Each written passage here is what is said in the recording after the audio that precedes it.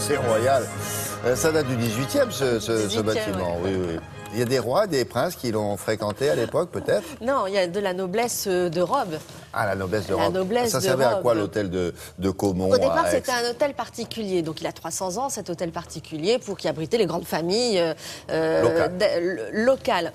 Au XXe siècle, pendant la guerre, il a été occupé. D'ailleurs, il a servi, ça a été un haut lieu de la résistance aixoise. Et dans les années 60, il a abrité le conservatoire de la ville d'Aix-en-Provence. Donc, rien à voir. Et en 2010, c'est un organisme privé, Culture Espace, qu'il a acquis pour faire un centre d'art. Alors, on appelle centre d'art parce que ce sera un lieu avec des expositions 2 fois par an.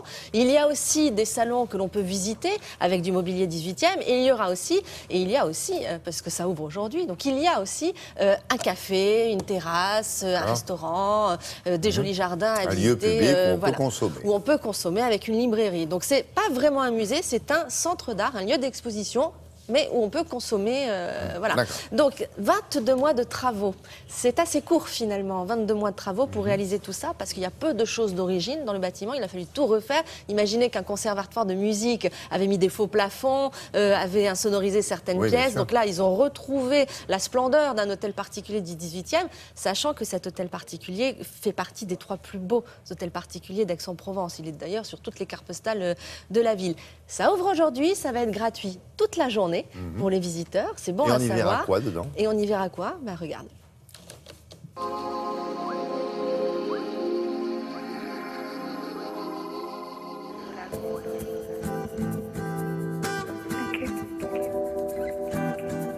Aix-en-Provence est une ville culturelle très importante en France puisqu'elle a un magnifique festival qui est le Festival d'Art Lyrique. Et ça nous semblait tout à fait naturel de pouvoir créer un nouveau lieu culturel qui soit un centre d'art ouvert à toutes les disciplines artistiques.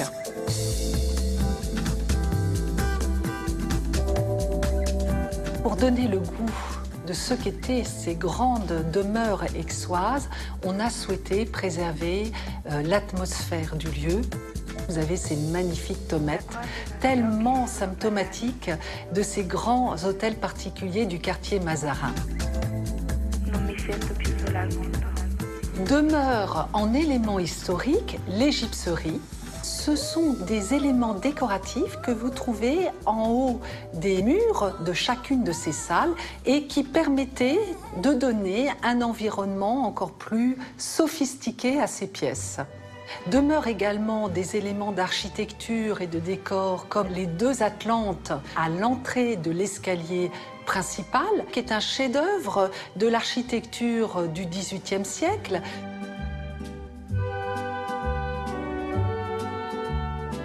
Tous les éléments décoratifs sont des éléments de l'époque.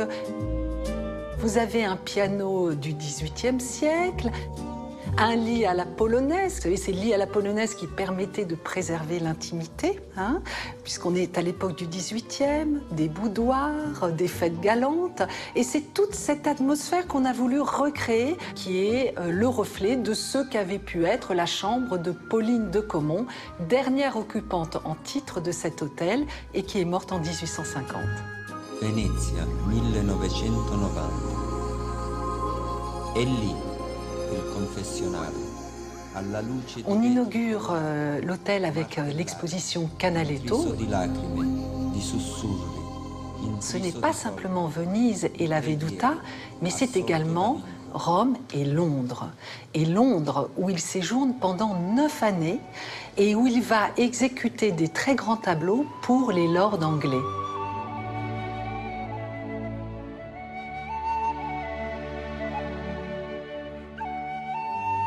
Et puis Canaletto, on ne le sait pas, c'est le peintre de théâtre et de l'opéra.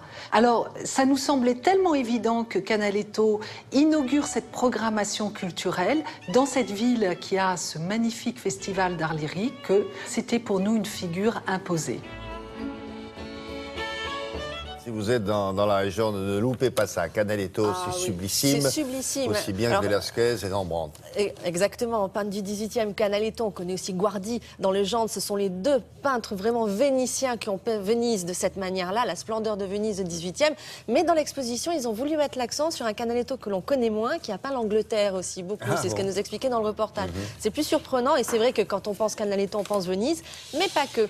Ça ouvre aujourd'hui, comme je vous l'ai dit tout à l'heure, c'est gratuit toute la journée, même jusque tard dans la soirée, alors profitez-en, ça vaut vraiment le coup d'œil.